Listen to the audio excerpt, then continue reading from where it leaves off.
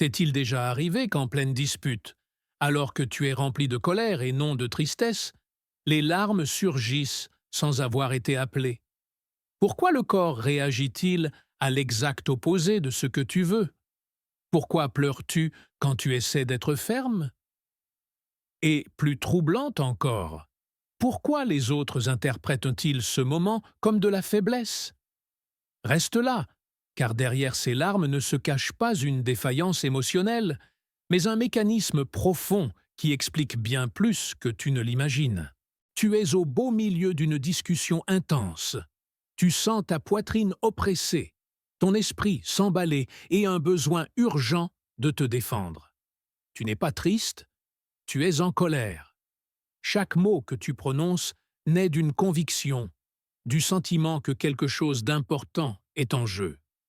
Pourtant, de manière inattendue, ton corps commence à réagir d'une façon que tu n'as pas choisie.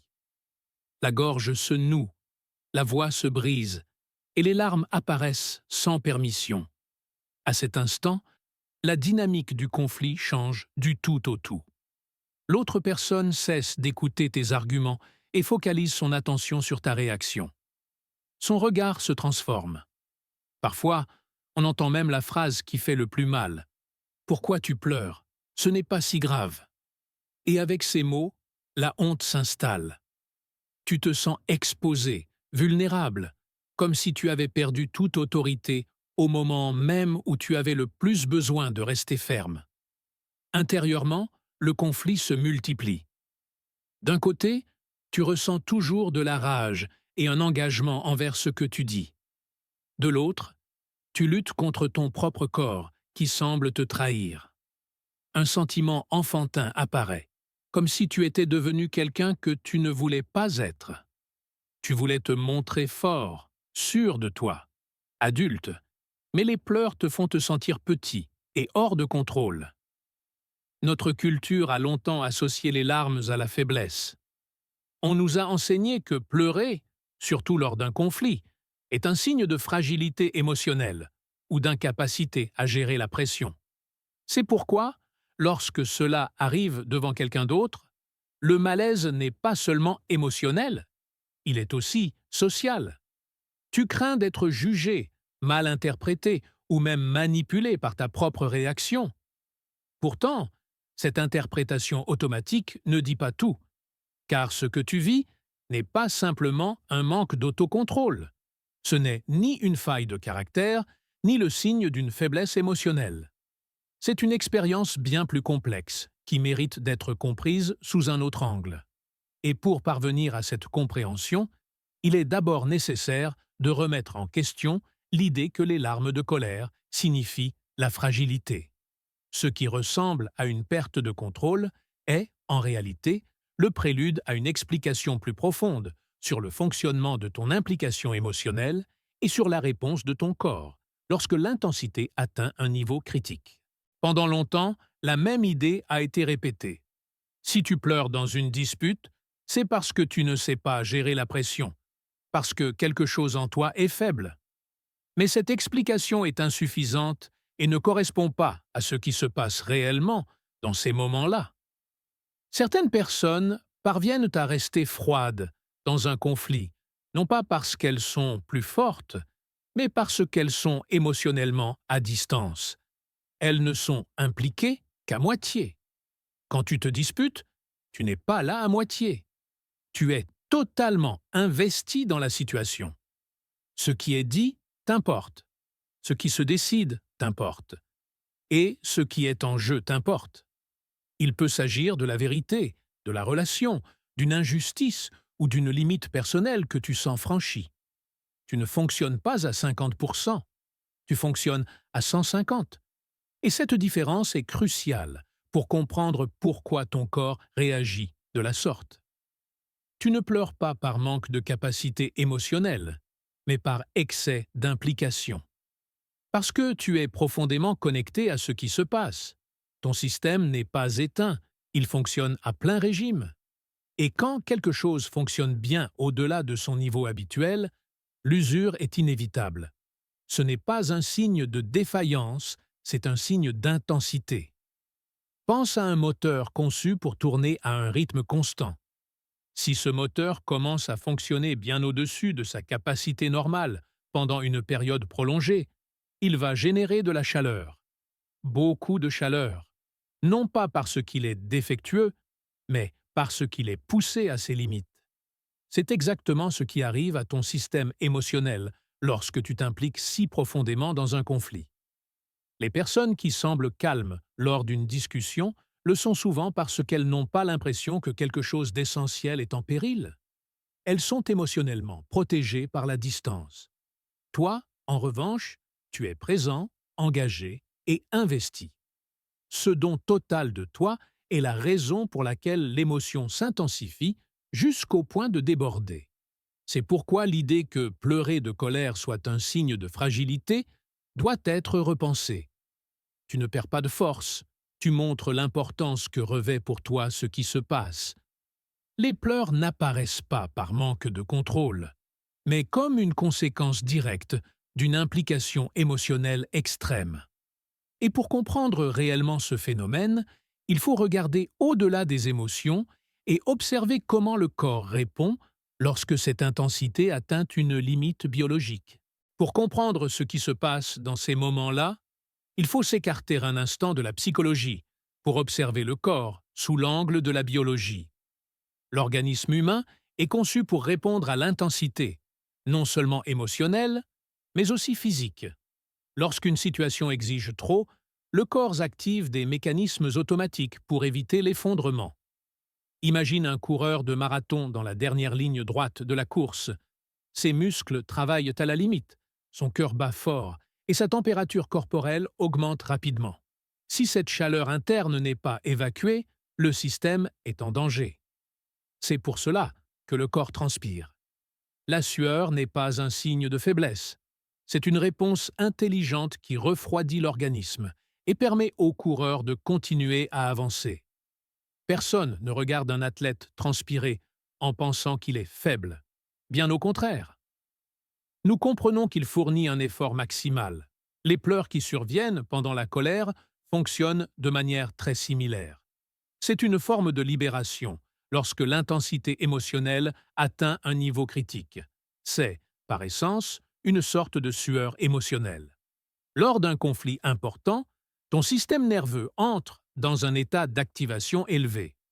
Le corps se prépare à se défendre, à réagir, à rester en alerte. Le pouls s'accélère, la respiration devient plus superficielle et l'attention se focalise. Tout l'organisme fonctionne comme s'il était engagé dans une course à pleine vitesse. Le cerveau perçoit alors que la charge interne augmente trop. La tension, la concentration, la passion et le stress s'accumulent jusqu'à frôler un point de rupture. Pour éviter que le système ne surchauffe, le corps active un mécanisme de régulation. Ce mécanisme n'est ni conscient ni volontaire. Il se déclenche même quand ton esprit tente de rester ferme. Les larmes apparaissent, comme faisant partie de ce processus de refroidissement. Elles ne surgissent pas parce que tu perds le contrôle émotionnel, mais parce que ton organisme tente de réduire l'activation générale. C'est une réponse physiologique conçue pour te protéger lorsque l'intensité dépasse ce que le système peut supporter longtemps. Comprendre cela change complètement la façon dont tu interprètes ce moment. Tu ne te brises pas de l'intérieur. Tu n'échoues pas. Ton corps fait exactement ce dont il a besoin pour éviter que la surcharge émotionnelle ne te mène à l'effondrement. Le pleur n'est pas la fin du processus. C'est une soupape de sécurité qui permet au système de continuer à fonctionner. Mais cette réponse ne se limite pas à réguler l'intensité interne. Derrière les larmes se cache une couche encore plus profonde, une fonction ancestrale liée à la protection et à la survie en situation de conflit. Et pour la comprendre, il faut observer comment le corps interprète le danger.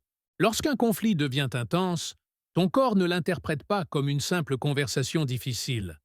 Pour le système nerveux, cette situation active des circuits très anciens, conçus pour te protéger lorsque la survie semble en péril. Bien que tu saches rationnellement que tu n'es pas face à un danger physique, Ton organisme répond comme si tu l'étiez. C'est là qu'entre en action ce que l'on pourrait décrire comme un garde du corps évolutif. Ce garde du corps est surprotecteur et démodé. Il ne fait pas la distinction entre une dispute avec ton partenaire, un désaccord avec ton patron ou une menace réelle. Pour lui, toute confrontation chargée d'émotions est potentiellement dangereuse. Lorsqu'il perçoit que l'intensité augmente trop, il décide d'intervenir pour éviter des dommages plus importants. Son objectif n'est pas de gagner l'argument, mais de te garder en sécurité. C'est ici que le système nerveux parasympathique commence à s'activer. Ce système, responsable du repos et de la récupération, agit comme un frein lorsque le corps est resté trop longtemps en état d'alerte. De l'acétylcholine est libérée, le rythme cardiaque commence à ralentir et l'activation générale diminue. Les larmes sont la manifestation visible de ce processus interne de refroidissement. Mais les pleurs n'ont pas seulement une fonction interne, ils ont aussi un but externe profondément ancré dans notre biologie. Des recherches récentes montrent que les larmes humaines contiennent des signaux chimiques qui influencent notre entourage. En voyant ou en percevant des larmes, les niveaux de testostérone de l'autre peuvent diminuer et les centres cérébraux associés à l'agression s'éteignent progressivement. En termes simples, les larmes envoient un message silencieux à l'environnement. Baisse l'intensité, arrête l'attaque, réduis l'agression. C'est un signal de désescalade conçu pour te protéger lorsque le corps perçoit que la confrontation pourrait aller trop loin. Ce n'est pas une stratégie consciente ou manipulatrice. C'est un réflexe biologique automatique qui a aidé notre espèce à survivre. C'est pourquoi, lorsque tu sens que ton corps te trahit au milieu d'une dispute, il essaie en réalité de faire le contraire. Il ne sabote pas ta position et ne se ligue pas contre toi. Il évalue la situation selon un cadre primitif et conclut que la meilleure façon de te protéger est de réduire le niveau de menace, même si cela signifie déclencher les pleurs. Tu peux ressentir de la frustration envers ce garde du corps interne. Tu peux penser qu'il apparaît au pire moment possible. Mais son intention est claire. Éviter que la situation ne s'envenime jusqu'à un point où tu pourrais être blessé, émotionnellement ou psychologiquement. De son point de vue, avoir raison importe peu si cela implique un risque trop élevé. Comprendre ce mécanisme change le récit interne. Il ne s'agit plus de lutter contre son corps, ni de ressentir de la honte pour sa réponse. Il s'agit de reconnaître qu'une partie de toi tente de te protéger avec les outils qu'elle connaît.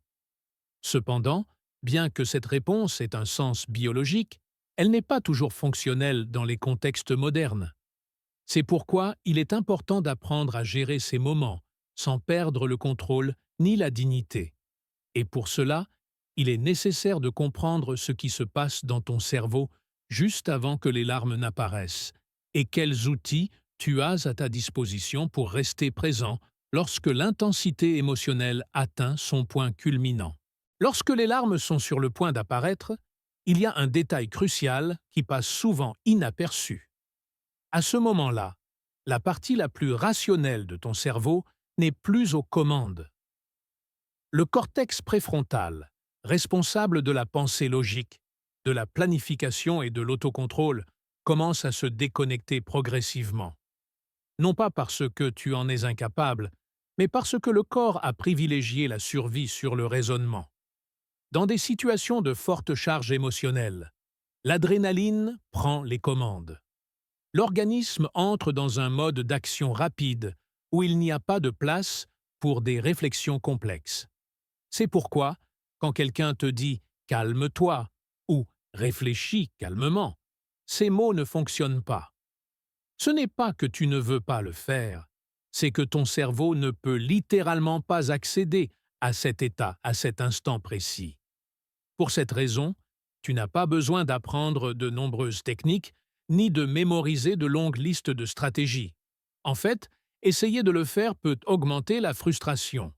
Ce qui fonctionne réellement, c'est de choisir un seul outil simple et de le pratiquer jusqu'à ce qu'il devienne automatique.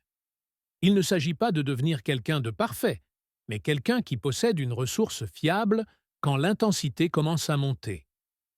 L'un de ces outils consiste à regarder vers le haut. Au moment où tu sens le picotement dans les yeux, levez légèrement le menton et diriger le regard vers le haut envoie un signal physique au cerveau. Regarder vers le bas est associé à l'introspection et à l'émotion. Regarder vers le haut active les systèmes d'attention visuelle et d'alerte. Ce geste simple peut t'aider à freiner le réflexe de pleurer, car il communique au corps que tu es toujours présent et en contact avec l'environnement. Un autre outil efficace est d'activer délibérément la pensée logique. Le système limbique, chargé de l'émotion, et le cortex préfrontal partagent des ressources. Ils fonctionnent comme une balançoire. Quand l'un s'active avec force, l'autre s'affaiblit. En te forçant à effectuer une opération mentale concrète, comme une soustraction répétitive, tu obliges le cerveau à redistribuer ses ressources. Il ne s'agit pas de se distraire, mais de déplacer l'activation vers les zones rationnelles. Il existe également un outil particulièrement utile lorsque tu sens que tu perds totalement le contrôle. L'ancrage sensoriel. Au lieu de rester prisonnier de ce qui se passe en toi, tu portes ton attention sur l'environnement immédiat. Tu observes consciemment ce que tu vois, ce que tu touches, ce que tu entends, ce que tu sens et ce que tu goûtes. Ce processus te sort de la tempête interne et te ramène au présent, là où l'intensité est généralement plus gérable. Ces outils n'éliminent ni l'émotion ni l'importance du conflit. Ils ne sont pas conçus pour te rendre indifférent. Leur fonction est de te aider à rester dans la situation sans que le corps ne prenne le contrôle absolu. Ils te permettent de continuer à écouter, à parler et à participer, sans que la réaction physiologique ne s'empare de la scène. Cependant, il y a des moments où la vague émotionnelle est trop forte. Malgré toutes les tentatives, les larmes apparaissent, et l'activation a déjà dépassé le point de non-retour. Dans ces situations, s'obstiner à résister peut empirer les choses. Le plus efficace n'est pas de lutter, mais de changer de stratégie. Quand tu en arrives là, tu as besoin d'un moyen de quitter momentanément la situation sans que cela ressemble à une fuite, sans perdre ta position ni ta dignité. Et pour cela, il existe une pause simple, mais puissante, qui utilise le corps lui-même pour retrouver l'équilibre. Il arrive un point où, quels que soient les outils que tu tentes d'appliquer, la réaction est déjà activée. Les larmes coulent, la voix se brise, et l'autre personne le remarque. À ce moment-là, s'obstiner à garder son sang-froid à tout prix empire généralement la situation. Le corps a déjà pris une décision. Le plus intelligent n'est pas de résister, mais d'utiliser une stratégie qui te permet de reprendre le contrôle sans perdre ta position. C'est ici qu'intervient la pause stratégique. L'une des façons les plus efficaces et socialement acceptées de créer cet espace est de demander un moment pour boire de l'eau. Ce n'est ni une fuite ni un retrait. C'est une action concrète qui te permet de sortir brièvement de l'intensité sans envoyer le message que tu abandonnes la conversation. Dire que tu vas chercher un verre d'eau est neutre, compréhensible et difficile à contester. L'effet de cette pause n'est pas seulement psychologique, il est profondément physiologique. En buvant de l'eau lentement, l'acte d'avaler oblige les muscles de la gorge, qui se tendent lors des pleurs, à se détendre. Ce mouvement interrompt le spasme qui provoque le son saccadé et aide à rétablir un rythme respiratoire plus stable. En quelques secondes seulement, le corps commence à se réorganiser. Cet intervalle bref permet aussi à l'adrénaline de commencer à redescendre. Secouer légèrement les mains, respirer plus profondément et donner au système nerveux le temps de sortir de l'état d'activation maximale peut faire une grande différence. Tu n'as pas besoin de disparaître longtemps. Parfois, 1 minute suffit pour revenir avec une présence plus ferme. Mais il y a des situations où tu ne peux pas ou ne veux pas quitter les lieux. Les larmes sont déjà là et l'autre personne te regarde. Dans ce scénario, il y a une règle fondamentale qui change complètement la dynamique. Ne pas s'excuser. S'excuser transmet l'idée que tu as fait quelque chose de mal, comme si tes larmes étaient une faute ou une erreur. Or, elles ne le sont pas. Au lieu de t'excuser, la clé est de nommer ce qui se passe et de rediriger la conversation. Dire clairement qu'il s'agit de larmes de frustration et non de tristesse évite que l'autre personne n'interprète mal ton état. Plus puissant encore est d'exprimer que tu réagis ainsi parce que ce dont on parle te tient profondément à cœur. Ce faisant, tu reprends le contrôle du récit et affirmes ton implication. Ce geste a un impact énorme. Tu dis, de façon implicite, que même si ta biologie réagit, tu es toujours présent, à l'écoute et engagé dans la conversation. Tu ne t'effondres pas. Tu traverses une réponse physiologique tout en conservant ton libre arbitre. Il y a une dignité profonde dans cette posture. Il est important de comprendre que ce processus ne se maîtrise pas du jour au lendemain. Il y aura des discussions où les larmes apparaîtront avant que tu ne puisses appliquer le moindre outil. Et c'est normal. Te punir pour cela ne fait qu'ajouter une deuxième couche de souffrance à une situation déjà intense. La honte ne te protège pas, elle ne fait qu'amplifier le malaise. Ta capacité à ressentir avec une telle intensité, à t'impliquer au point de déborder, n'est pas un défaut, c'est la source même de ton empathie, de ta créativité et de ta force émotionnelle. Tu es un système de haute performance qui, par moments, génère plus de chaleur qu'il ne peut en dissiper immédiatement. Apprendre à gérer cette chaleur ne signifie pas l'éteindre, mais la comprendre. La prochaine fois que les larmes apparaîtront, rappelle-toi qu'elles ne sont pas un signe de faiblesse. Elles sont la preuve que tu es vivant, engagé et profondément humain. Même dans ces moments-là, tu gardes la capacité de maintenir ta voix, ta vérité et ta dignité.